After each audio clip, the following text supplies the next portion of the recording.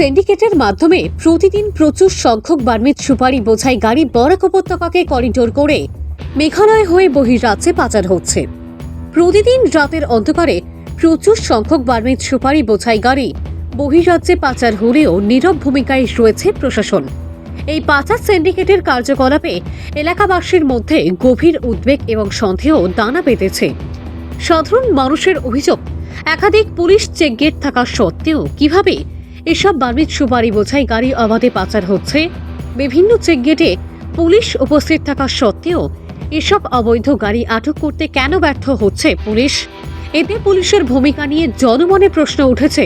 সম্প্রতি আসাম মেঘালয়ের বেহাল সড়কে দুর্ঘটনাগ্রস্ত হয় একটি বার্মিজ সুপারি বোঝাই লরি। এই ঘটনা বার্মিজ সুপারি পাচারের প্রকৃত চিত্র তুলে ধরে।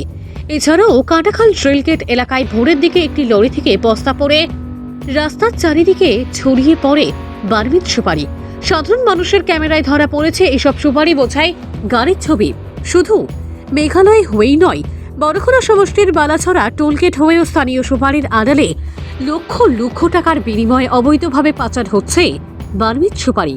এমন পরিস্থিতিতে প্রশাসন কি পদক্ষেপ নেবে তা নিয়ে জনমনে কৌতূহল বাড়ছে। সিন্ডিকেটের এই নেটওয়ার্ক ভেঙে সাধারণ মানুষের আস্থা ফেরাতে দ্রুত ব্যবস্থা নেওয়ার দাবি জানাচ্ছে এলাকাবাসী।